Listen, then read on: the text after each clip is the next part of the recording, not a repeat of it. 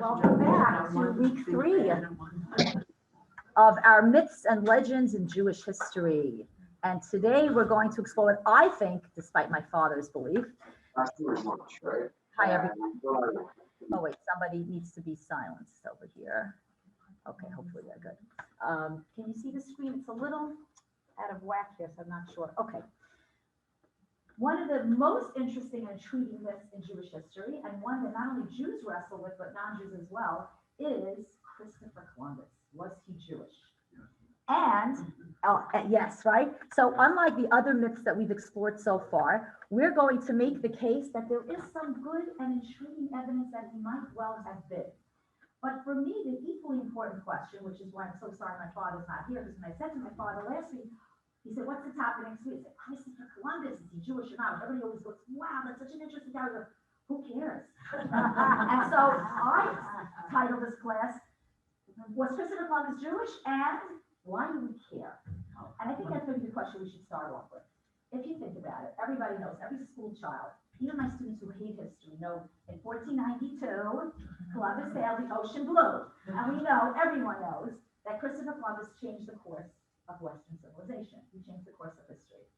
So to know more about the man who changes history forever, who uncovers a whole new world, literally a new world, that for us Jews has an enormous impact, is something that we do want to explore. We do want to know more about this, because if in fact Christopher Columbus comes from a Jewish background, notice what I'm saying here, he never lived as an open Jew. No one's arguing that. No one's arguing that he was Jewish and kept Yom Kippur, and that he lived a Jewish life, but that he may have been descended from Jews, suddenly changes the whole arc of our story. Because we've always learned that Christopher Columbus wanted to explore the world and get territories for, who did he sail for? Who did he sail, which came? Spain, right? So that's in the traditional story. But if there's a subversive Jewish angle to the story, and there may be an underground, if you will, subterranean motivation here that we're not familiar with, that changes the whole narrative. Why is he going off across the ocean? Where is he getting funding from? It's not Spain. We're going to see a whole host of evidence that suggests that there's something more complex and far more unusual in the traditional story that we have always been taught. So first, let's begin by examining Christopher Columbus himself. And the first thing we note is that Christopher Columbus, three people, let's get 3 people in here. Hello, everybody. Hi, everybody at home. Welcome to our class. Was Christopher Columbus?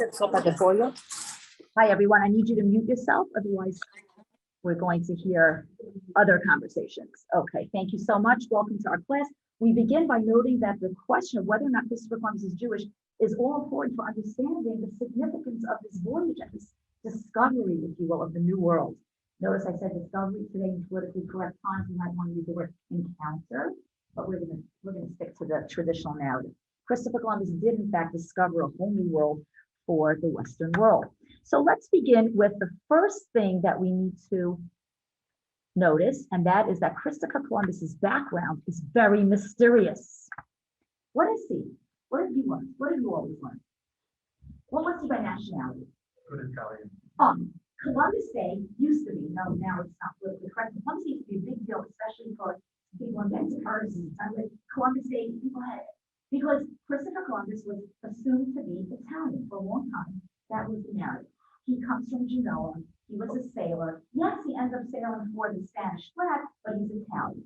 So the first theory that Christopher Columbus was Italian is the one that was pretty much the mainstream opinion. And the case for Italy is that, first of all, in Columbus's time, hello, no worries.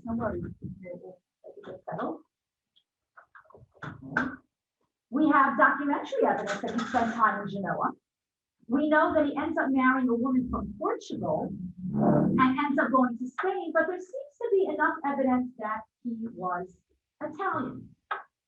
People who support this theory, now the reason why there's even controversy is because there's very little primary sources that can definitively say, in fact, there are none, that we can definitively prove his origin. There seems to be almost a deliberate attempt by Columbus to obscure his origin. hold that thought, because that's going to be an important part of our argument. Now, supporters of the Italian theory say Christopher Columbus wrote himself later in life that he was Italian, but it's interesting. Not a single contemporary account, meaning nothing written by others during Christopher Columbus's day, actually says Christopher Columbus was from Italy. Nobody said that, not one. You have some writing from his later years, some writings in which he says he's Italian, but nobody else says that. In addition, you would think that if he was Italian, the Italians of his day would take credit. In fact, Genoa, there is no Italy then. Instead, you had independent republics and kingdoms. You would think that Genoa would have taken credit for, our son of Genoa. He set out and explored the world. Nobody ever claimed, nobody in Italy ever claimed Columbus as their own back in his day. That's very unusual. Official government documents make no reference to Columbus as an Italian. Interesting. Most intriguingly, Christopher Columbus had a son named Ferdinand. And Ferdinand explicitly wrote, or I should say, seemed to admit that for unknown reasons, his father deliberately obscured where he was from. Again, we keep coming back to this absence of evidence. And I'm going to make the argument, not me, others have made this argument, that we often say absence of evidence is not evidence of absence. Wrap your mind around that. Sometimes not having evidence doesn't prove that something didn't exist. I'm going to make the claim, and others have made the claim, that the very evidence of absence here is actually proof that Christopher Columbus was not Italian. He was not a Christian Spaniard, but rather Jewish. Let's see. Others believe that Columbus, since he married somebody from Portugal, was in fact Portuguese. There were all kinds of far-fetched theories that he's the son of a Portuguese nobleman and who supposedly died, but he didn't. Most historians say very weak evidence for that. More recently, in the last couple of decades, the idea that Christopher Columbus was Spanish has come to the fore. And we're going to see why it is that the case for a Spanish origin is in fact highly persuasive. But for us, the most important question is, forget where he's from. Is he in fact a descendant of Jews? And how can we prove or disprove that? So let's talk about the case for Columbus as a Jew. Let's begin with what we're going to call, number one, circumstantial evidence. What did you learn in the first grade? Who funded Christopher Columbus's voyage? Yeah, the king and queen, Ferdinand and Isabella, right? This is the age of exploration, the age of empire building. They want Christopher Columbus, everybody wants spices and gold, go get it. He's looking for a shortcut, and he ends up encountering, they never came to North America. My students always get a little confused. He never came to the United States. He actually explored the islands of the Caribbean and so on. So that's where you go on vacation. That's where he went, Jamaica and Haiti, and so on. So what the myth is that the king and queen of Spain funded his voyage. Not true. We know, we have the evidence that Christopher Columbus got his funding from two conversos. The word converso, can you guess, means converts. Jews who we know converted to Christianity, as well as a name that's probably familiar to many of you, Don Isaac Abarbanel. Don Isaac Abarbanel was the finance minister, the treasurer to Ferdinand and Isabella. So well respected, so wealthy, and so powerful and influential was he that when the Jews were given that horrible choice, convert or leave, he was given an exception, but he chose to leave anyway. That's how important he was. We know that the real funding for the voyages of Christopher Columbus to the New World were conversos and one Jew. Now, let's talk about this phenomenon of conversos. When I ask my students, what do you know about the Jews in Spain? Or is it 1492, there's an Inquisition, they were told they had to leave. Bottom line, we need to go back 100 years. And the Inquisition did not start in 1492. And this phenomenon of Jews having to convert to Christianity did not start in 1492. We need to go back in time, because this is going to be crucial to our understanding here of why Christopher Columbus would obscure his origins. Anybody know the year 1391? Renee might remember because we touched upon this last year, right? And Nani, you as well. So the history of the Jews of Spain is fascinating. It's actually one of my favorite topics. I teach a course on Sephardic history, and we spend a lot of time on this. People think 1492, Ferdinand and Isabella come along, especially that wicked Isabella, the Jews called her Izebel after the biblical Jezebel because she was so horrible. She's the one. The story is much older than that. Already in 1391, the power of the was growing. We need to go all the way back to Spanish history. Once upon a time, Spain had been Christian under the Visigoths. Then come, and they convert to Christianity. Then come the Muslims, push the Christians out, and most of Spain becomes Muslim, and we have this period of Convivencia, Golden Age. Those of you who remember Yehuda Halevi, Spanish poetry, Maimonides, we're talking about an era where Jews live side by side with Christians and Muslims in Muslim Spain. Everything is more or less wonderful, but we have this horrible word that starts with an R, the Reconquista. You can all figure out what that means, right? Reconquering. For 700 years, you always learn about the Crusades? What most people don't realize is that there's a 700-year-plus crusade waged by Christians to win back Spain. So from 711 until 1492, the Christians moving from the north, there were two little kingdoms that were not conquered by the Muslims. For 700-plus years, the Christians have been trying to win back Spain.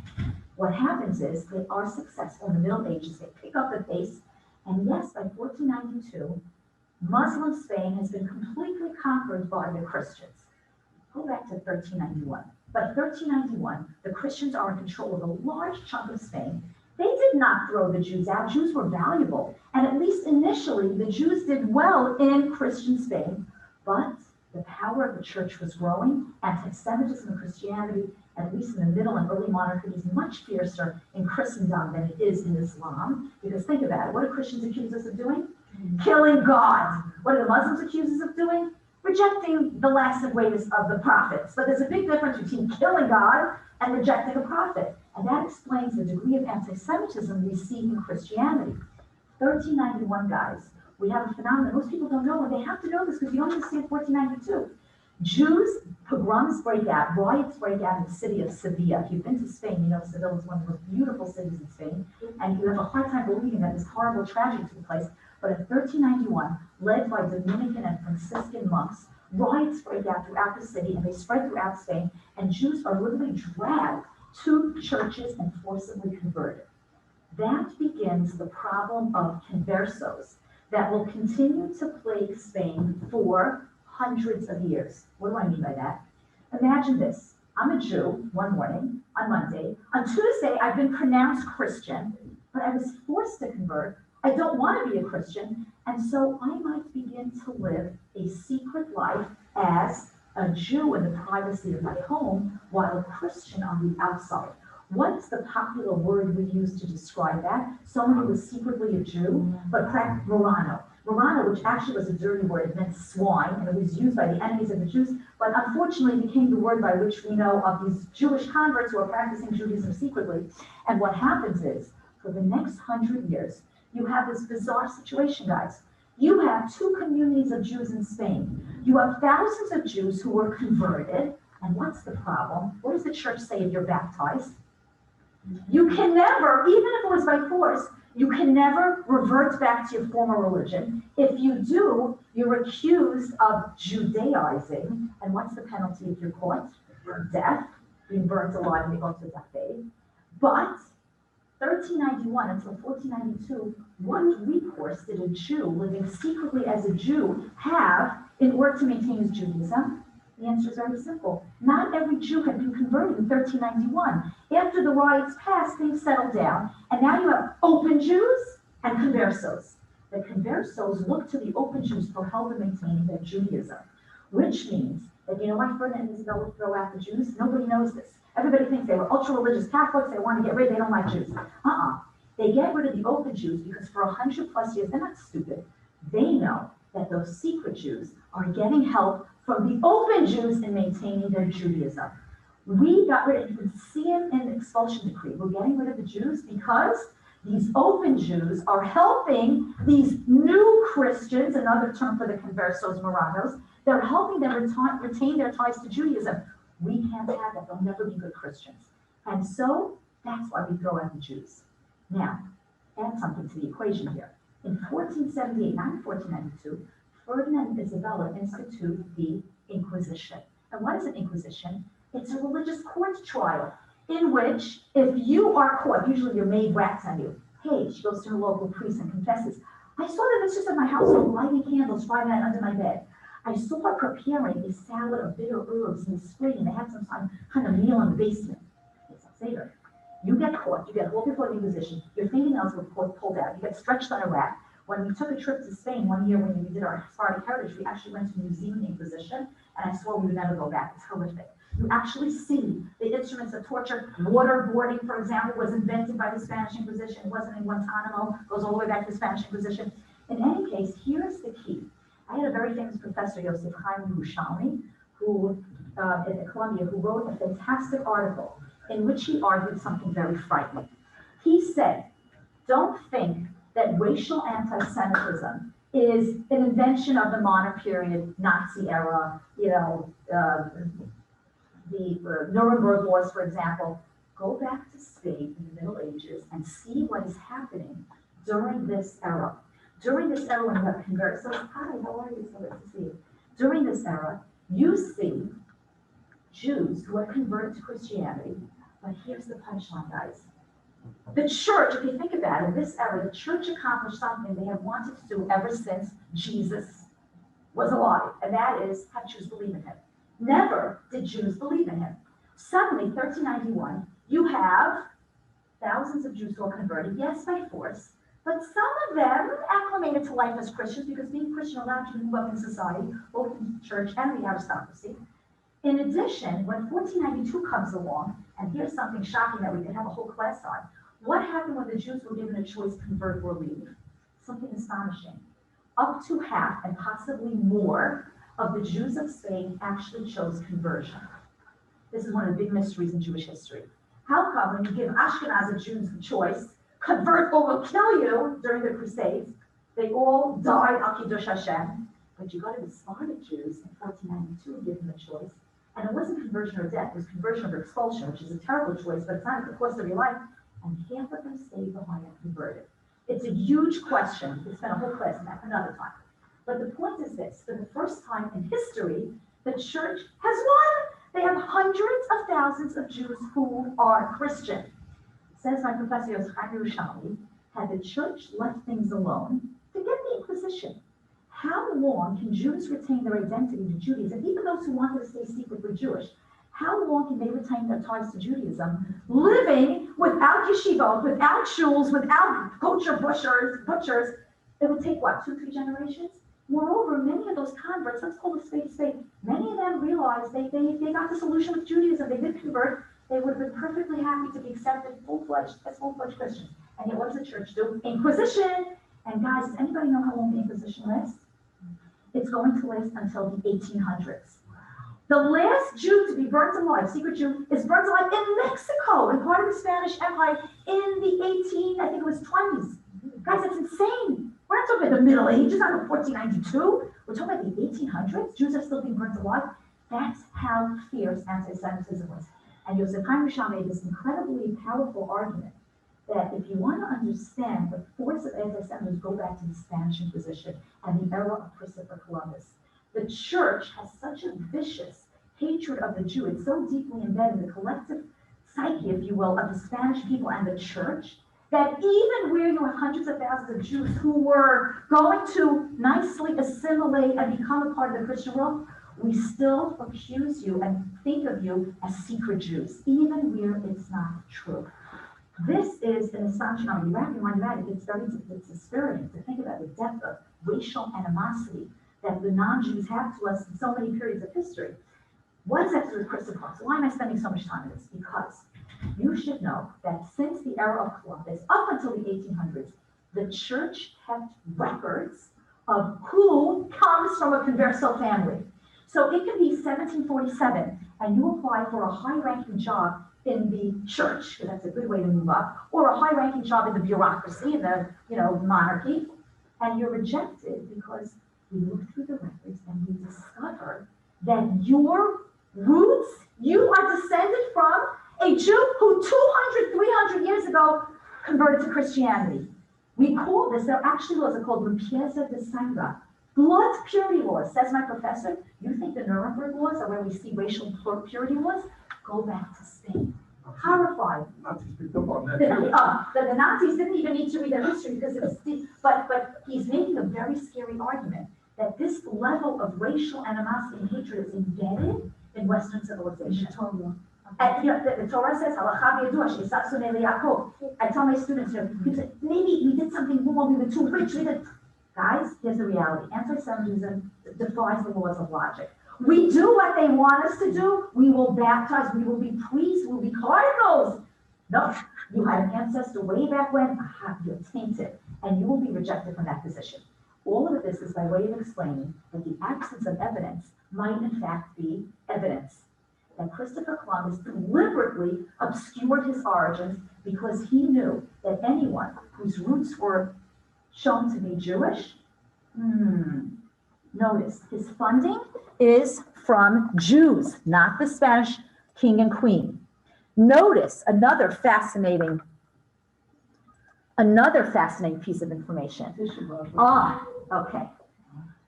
March of 1492, the Jews were given 3 months to pack up and leave. It turns out that the last week, now there is some controversy about the exact date, but Jewish tradition and Spanish historiography agrees that the expulsion took place on or around Tisha B'Av, which was August 2nd of 1492.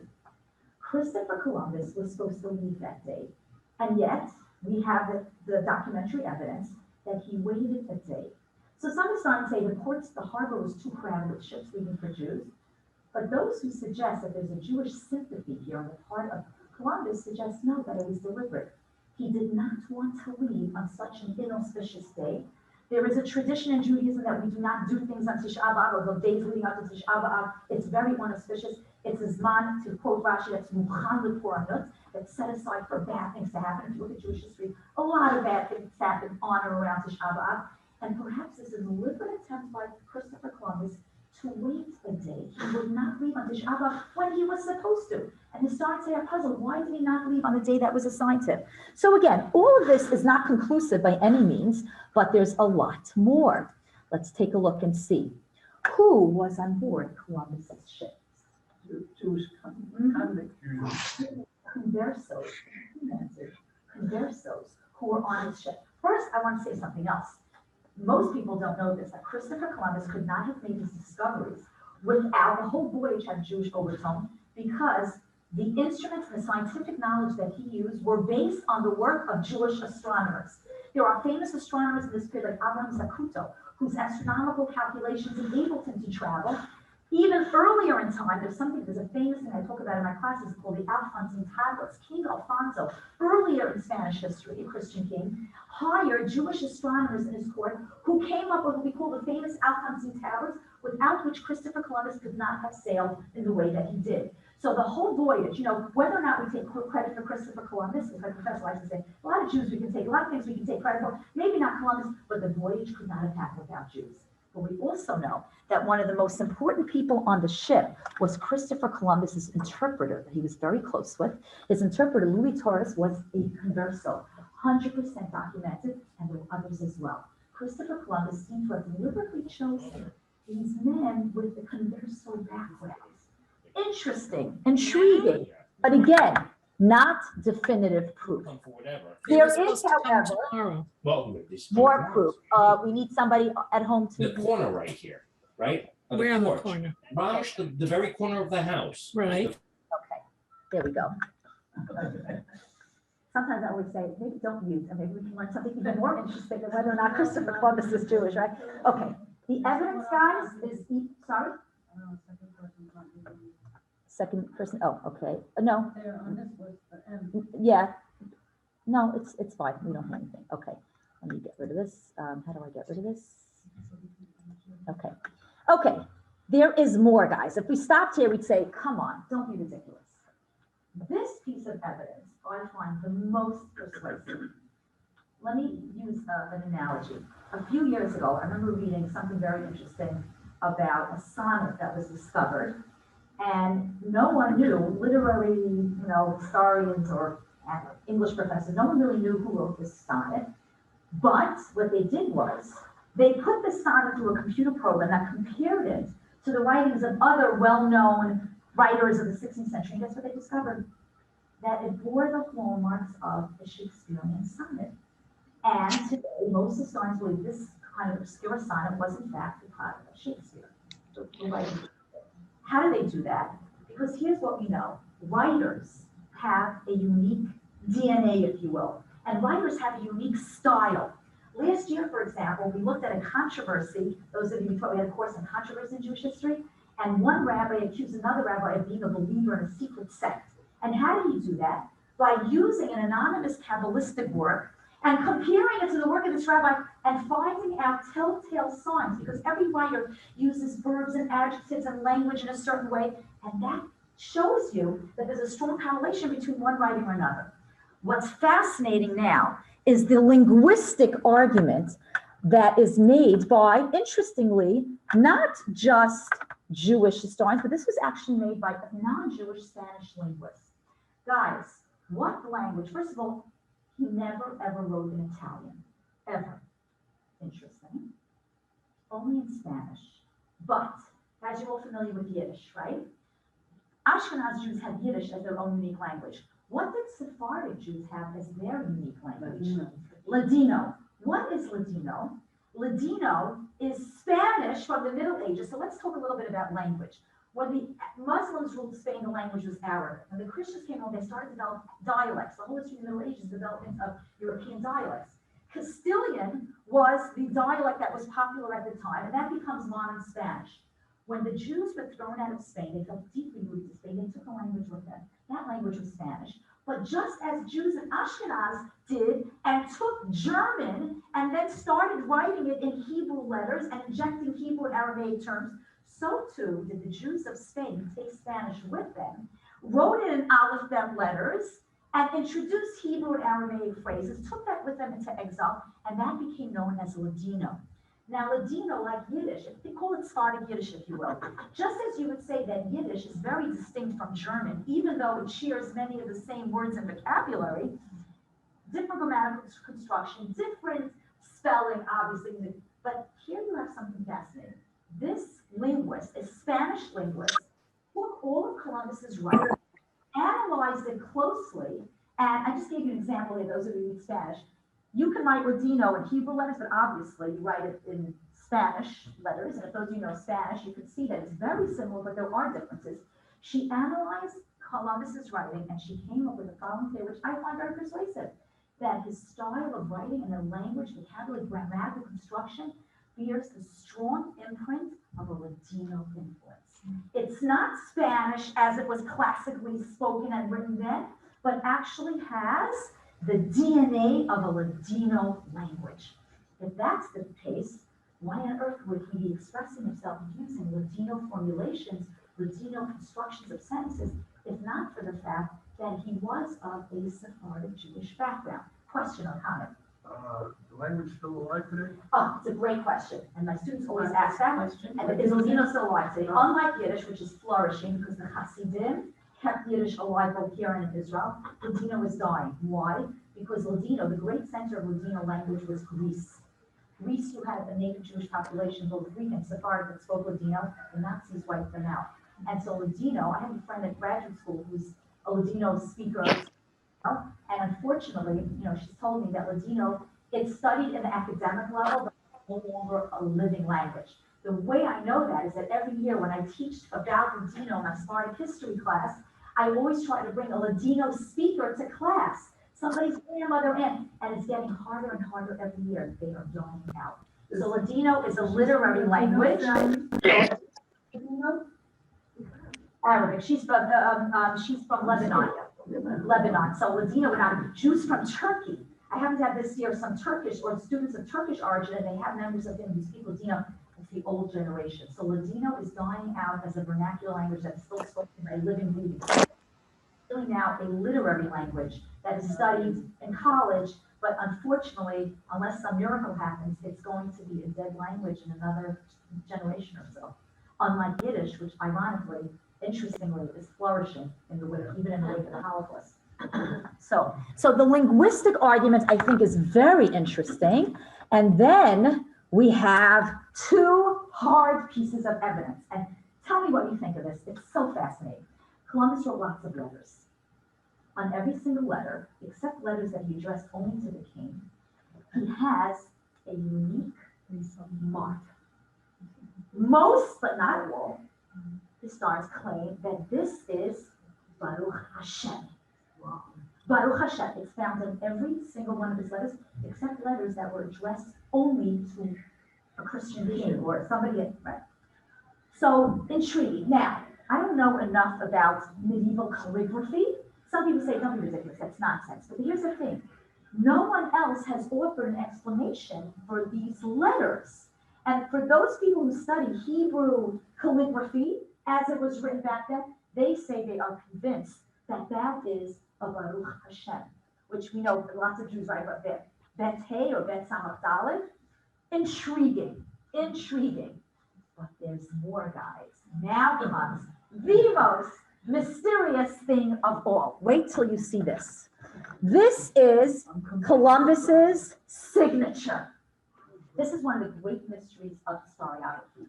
No one yet has decoded what the heck is going on here. This is how Christopher Columbus signed all of his letters. All of this, whatever, this was his signature. What on earth does this stand for? It's like the Rosetta Stone. Historians have been breaking their heads for 100 plus more, hundreds of years to figure out what on earth. Well, in the 1920s and then in 1933, two scholars came up with something that I think is fascinating. You can reject it, you can accept it. I choose to accept this explanation. And we need to look at the precise breakdown of this. So here you have, hi Esther, we missed you. Here you have two dots followed by S, and then a word here that seems to have Latin in it. Okay, so what does this, first of all, some historians have noticed something fascinating. This triangular theme with dots and letters seems to bear a striking resemblance to inscriptions found on gravestones of Jewish cemeteries in Spain. There's a striking similarity in this triangular signature of dots and letters. Okay, fine. However, someone else comes along and says the following. What is this S dot stuff going on? And he says that it turns out in Christopher Columbus's time, words would be abbreviated as an initial between two dots. We know this for a fact. Different styles of writing. Sometimes you would abbreviate things with a letter and two dots. So for example, the symbol A, if you had two dots, would be Hashem's name, short for A Adonai, Hashem, right? In light of this historian by the name of Amzalak suggests that the SAS stands for, now again, he would never have the Hebrew, but he would have the Spanish equivalent, Santo, Santo, Santo, Adonai, Sabaoth. In Spanish, that is, right? Kadosh, Kadosh, Kadosh, Hashem Tzibakot, which is the core essential prayer of the Kaddish, the Kedusha. It's one of the essential prayers, and we know that Milanos held on to that phrase for a very long time. In contrast to having to profess their belief in Jesus, they would mutter oftentimes words of this sort. Now, what about the X and Y? Here's another, it's a fantastical theory, but no one has come up with a better alternate. Okay, take a look at these letters and tell me what they resemble, which alphabet letters they resemble. Ayin, Mem, right? And this oftentimes was written as a shin, exactly a shin. Okay, what is this? Shema Yisrael. Shema Yisrael. Hashem Tzvakot. Okay, Shema Yisrael. Okay, now wait, this. Now this gets a little crazy. And again, I think it's so clever, and it took historians until 1933 to figure this out. Now, so the X and Y might be Shema Yisrael. Now what's this expleferens? What does this mean? So a lot of people, it's a combination of a Greek and a Latin word together, and it meant something like Christ or Vera or whatever. Okay. Now, expo stands for Christo, Christ, and ferens means bearer, carrier of. But Cologne's word is different than the expo. It's a little separated, plus it has these two dots here. So I'm just going to read you what this historian discovers, okay? Ferens means carrier in Greek. Its Hebrew equivalent is noseh. Nun sin aleph means to carry. Okay?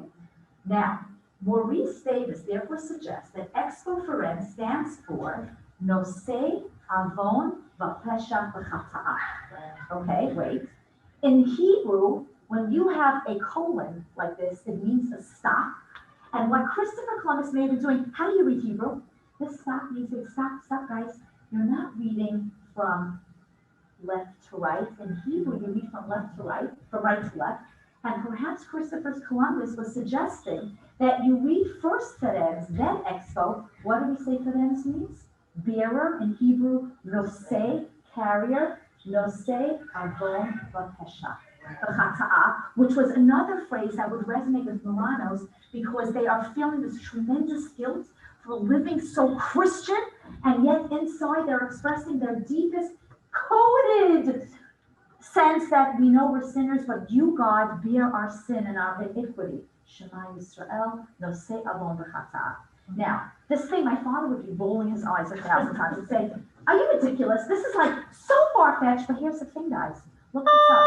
No one has uncovered anything else to suggest that this does not mean what this means. No one, in other words, has come up with a persuasive explanation for what seems to be this bizarre coded something. And frankly, I don't know, it suggests that it resembles Jewish gravestones. These letters do in fact resemble the Shema Yisrael, right? Shem Yud. The essays, we know that's how things were abbreviated. And there's so much other evidence. You put all the pieces together, here's what we're going to suggest. There's no smoking gun. There's no one saying, if you ask any serious historian, they'll like him, and no one say, well, there's no hard and fast evidence. Nevertheless, I would like to believe that everything we've seen today, both the circumstantial and the documentary evidence, suggests that perhaps Columbus was indeed of Jewish origin. We know also that one of the purposes of his trip, let's add a little bit more to the piece here, was not merely to find territory for the glory of Spain, but he spoke about, in his writings, fleeing Jerusalem from Muslim rule. We also know that he used a lot of biblical terms in his writings that would suggest a familiarity with the Hebrew Bible. And the fact, again, that he had so many Jewish sailors, that he funded this entire trip, he did not turn to Christian sources, but to conversos. I don't know, guys. I don't know that I need a smoking gun. I think it's suggestive. And moreover, I would like to think that Columbus, sailing off on a day close to Tisha B'Av, and understand, he even says it, on this day when the Jews were expelled. Why the heck is he mentioning, right from Peter Spain, he's mentioning expulsion of Jews? Suggests to me that there is a deep, deep sense of Jewishness in Columbus, and that he saw his voyage perhaps as a means of, look at the connection here, the Jews have been thrown, scattered to the winds. Perhaps he saw his voyage as a way of finding new places where perhaps Jews could settle. We know that his interpreter stayed. And we can say, and again, maybe fanciful on my part, and with this we'll conclude, that Leon Wieseltier, a great and somewhat controversial, not quite often some nasty business, but he's a really great commentator on Jewish history. He once says, and I always quote to my students, that we Jews, we American Jews, are the spoiled brats of Jewish history. Never have so many Jews had it so good. Despite everything that's going on now, despite everything, we have never had it so good, Jewishly speaking. And I think if one were to make the claim that Christopher Columbus was Jewish, the fact that it was he who discovered this new world and opened up a new door and a new chapter in Jewish history is so fitting. And who on you, Ferdinand and Isabella? You didn't know what was going to happen as a result. So we'll stop here for questions or comments. But I think that these guys have made a persuasive case. I think. My father, again, I wish he was here so we could fight on this, but questions or comments? What do you think? I have a question. Yeah. Are there any descendants? I forgot to mention something. Thank you. Okay, so this is what's, I'm left with a clip. I was doing research, and then you go down a rabbit hole on the internet. Turns out that last year, in May, they did DNA tests on Christopher Columbus's, a descendant of Christopher Columbus, and there was a way to prove whether or not he had like Spartic DNA. And suddenly, after May 2021, I found nothing else, meaning either they didn't have the results were inconclusive. I could not find anything to follow up on that. So here's what's so fascinating. I should have mentioned this earlier. The percentage of Spanish males today who carry Jewish markers on their chromosomes is something like, I think it's something like 50 or 40%, meaning nearly 50% of Spanish males today, there are evidence in their DNA that they are descendant from someone who was converted in going all the way back to the 14th, 15th, and 16th centuries. So it would be fabulous if we could perform DNA testing on a descendant of Christopher Columbus, and apparently there was work being done in it, but I can't follow up on it. If anybody can find it online. In May of 2021, there was a university researcher in Spain. They actually extracted, I couldn't find the details, and there was no follow-up, but it would be fabulous if we could use DNA testing. Just this past week in the Mishpacha, they had an interesting article about how DNA testing is used today to prove, we have Russian immigrants who come to Israel, and there's all kinds of complicated, who's a Jew issue. A Russian immigrant comes, and he seems to be of non-Jewish origin. Maybe he had one Jewish grandmother, but it's luckily Jewish. And now they're using DNA testing to show, because there are matrilineal and patrilineal chromosomal markers that can prove it from Jew or not. So it would be fascinating if we had, as far as I can tell, based on the little research I did now, there hasn't been any conclusive DNA test done. Are there any acknowledged descendants of Columbus? I don't know that there's Ben Acharben, as we say. I don't know. There was a huge article recently about where exactly he's buried. There's Spain, but then there's an island, I think it's the Dominican Republic, that also claimed, because he was there, and then they brought his bones over here. So it's fascinating stuff. But I don't know that we have any direct descendants of Christopher Columbus, but along a brother's line, perhaps. So it would be great if we ever had hard and fast evidence. But I choose to believe that this evidence, to me, seems persuasive. At the very least, persuasive. And What did you say again? What was the last? oh, so okay, Ferenz in Latin is bearer. Bearer. And what is this XPO doing? So read it right to left. Nosei avon v'pesha v'chata'a. That's the phrase that he's alluding to. And you bring this whole thing all together. I think it's real. I think it's real. So imagine that this poor Jew, think about it. And I will say this, there is fascinating evidence. We're talking about famous conversos.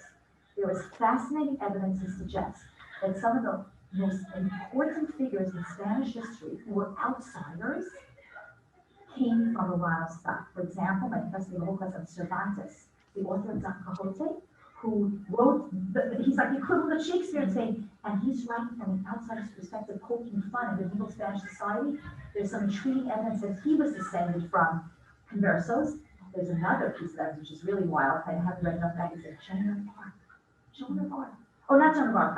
Saint Teresa of Avila. Not Joan of Arc. Saint Teresa of Avila was a famous Spanish saint, and this woman with visions, also an outsider with all kinds of interesting religions, may very well have been a converso stock. So conversos, even if they know about their Jewish origin, always felt a part of themselves removed from mainstream society. And there's a whole story waiting to be told about the story of conversos. Today, so interesting, thousands of descendants of Moranos are finding their way back to Judaism and uncovering, both using DNA studies and, of course, their family's history, their roots as Jews way back in Spain. Any of you travel in Portugal? There's an old town in Portugal, Belmonte. We actually went there. Where in the 1950s, a photographer discovered an entire village that only married endogamous. They're only within the community, and they are all descendants of conversos from the 1500s in Portugal.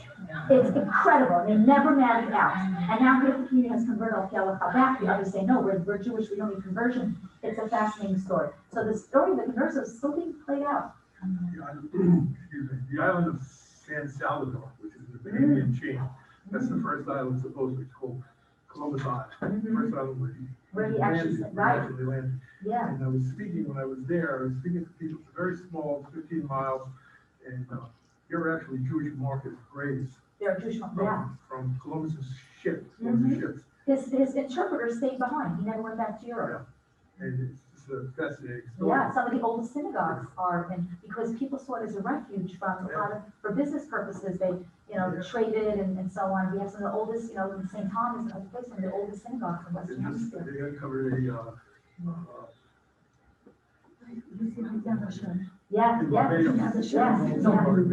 Barbados, yeah. Which goes back to 16. There are synagogues there in those places? Yeah. Yes, there are. There are with sand floors, and some historians say that they cover with sand floors because the fear that they brought with them that the Inquisition would burst in on them, so they would muffle the sounds of their prayers. Fancy Paul. Yeah, 'cause West it's Indies. full of fancy. Yes, yes, lots. And when the Dutch took over in the Caribbean in the 1600s, like Dutch Curacao and so on, the Dutch were the most religiously tolerant of Jews, so you have synagogues there as well. Yeah. So the story of it. We also have Jewish pirates. There's a whole phenomenon of Jewish pirates who fought, there's a book on it, who fought the Spanish and the Portuguese because they're the enemy. I love that story. You know, Jewish pirates Pirates, killing, it's very, Jewish pirates. the Caribbean. Yes, yes, yes. So, yeah. Yes. Okay.